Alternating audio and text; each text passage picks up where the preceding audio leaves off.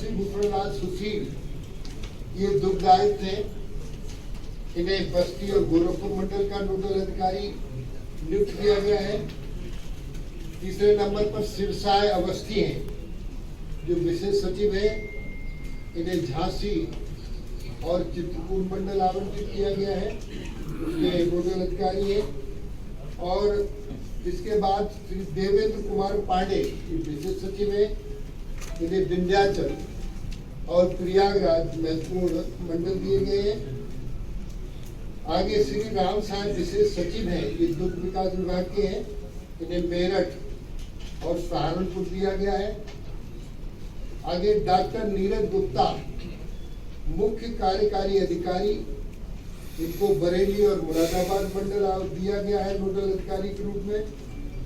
श्री कुणाल सिल्कू ये प्रबंधक है पीसीडीएफ के।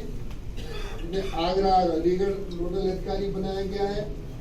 डॉक्टर इंद्रमणि जी जो हमारे निदेशक हैं, अयोध्या देवी पाटन मंडल दिया गया है। डॉक्टर जयकेश पांडे अपर निदेशक हैं, इन्हें लखनऊ और कानपुर मंडल दिया गया है। मित्रों, इस तरीके से ये 11 जुलाई से 25 अगस्त तक 45 दिन का अभियान चलेगा। और इस अभियान में सभी जिलाधिकारियों को शासनादेश निर्गत कर दिया गया है। वो गोचर भूमियों को चिन्हांकन करेंगे। चिन्हांकन करने के बाद, क्योंकि हमने भूसा बैंक बना दिए 75 जिलों में, भूसे का प्रबंध कर दिया है। भूसा निर्णय उससे नहीं खा सकते हमारे पशु, तो हरे चारे की आवश्यकता होती है। इस पर नेपियर घास इत्यादि हम डुबाएंगे। जिलाधिकारी इसमें पूरा सहयोग करके और इसमें पुलिस को भी लगाया ताकि उन्हें कब्जा मुक्त करा दें।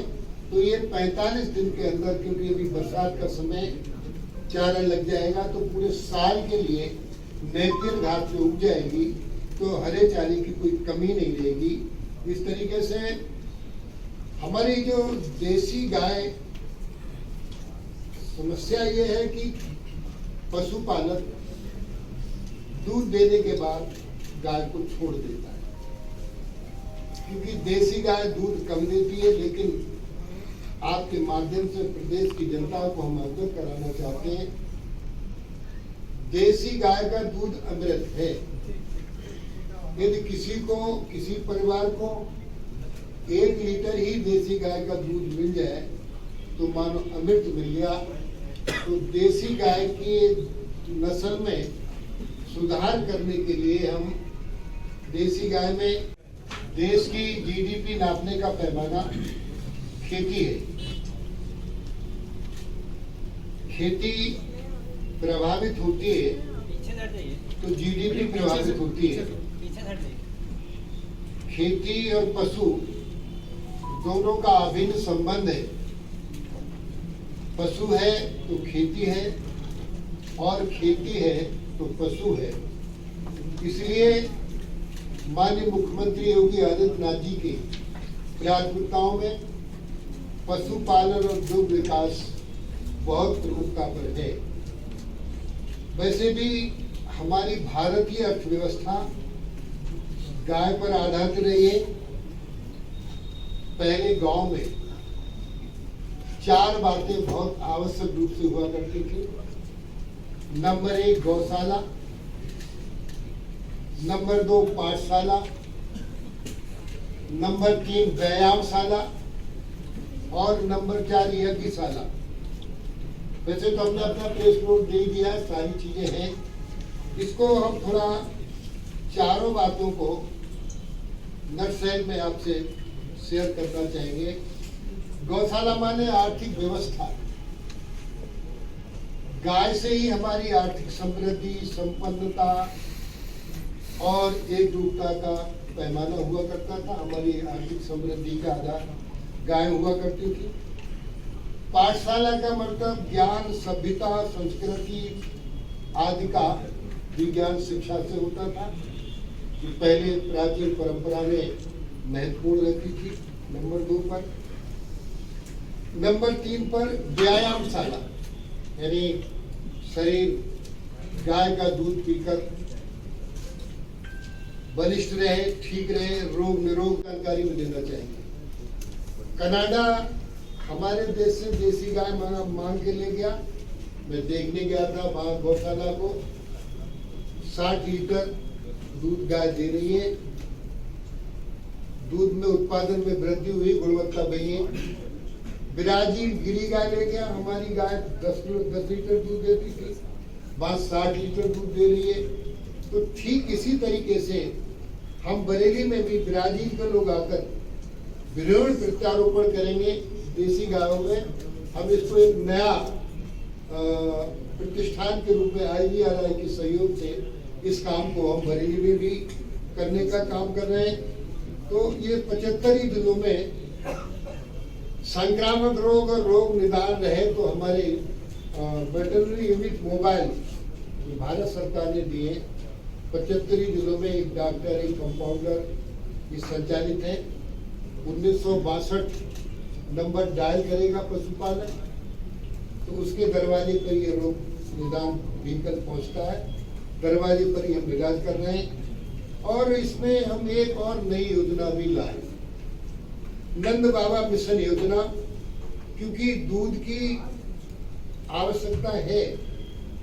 दुनिया में भारत नंबर 1 में है दूध में, और अपने देश में उत्तर प्रदेश दूध में नंबर 1 पर है। हम अभी नंद बाबा मिशन योजना के अंतर्गत मुख्यमंत्री स्वदेशी गौ संवर्धन योजना अभी हमने लागू की है। इसमें वैसे तो बड़ी बड़ी योजनाएं भी हैं। भारत सरकार की एक योजना है, इसमें 6 एकड़ जमीन की आवश्यकता है, 200 गाय लेनी होंगी, 4 करोड़ की स्कीम है। इसमें 2 करोड़ रुपए का अनुदान है। इसको और छोटा रूप करते हुए हम उत्तर प्रदेश में हमने इसको लागू किया है। इसे 25 गाय 47 लाख रुपए इसकी वो होगी कीमत, 10% मार्जिन मनी देनी होगी, और इसमें 50% का अनुदान होगा। ये उत्तर प्रदेश के पशुपालकों को एक बहुत उपयोगी महत्वपूर्ण योजना है, जिससे किसान की आय दुगनी हो। इसमें और भी हमारे पास योजनाएं हैं, मुर्गी पालन के साथ भेड़ पालन, बकरी पालन, सुअर पालन, इन योजनाओं में भी 50% का अनुदान है। जो भेड़ 25 भेड़ और एक भेड़ा, इसमें भी 10% का लागत आवेगी और 50% का अनुदान है। बकरियों में भी 10 बकरी और 1 बकरा, इसको हम AI भी करा रहे हैं, क्योंकि बकरी का दूध मेडिकेटेड है। इसलिए हम पूरे विभाग के साथ उत्तर प्रदेश में प्राथमिकता से काम कर रहे हैं।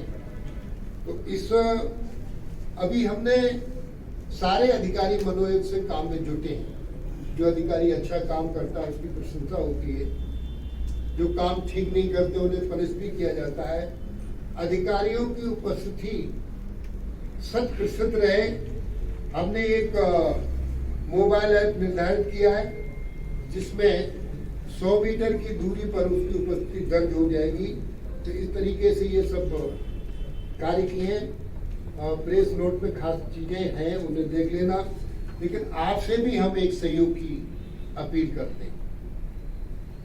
22 जुलाई को वन महोत्सव है। एक बार अपील की थी कि गर्मी में आप गाय को कहीं ना कहीं से हरा चारा खिलाएं, लेकिन इसमें आप भी दान करें। 22 तारीख को वन महोत्सव के समय एक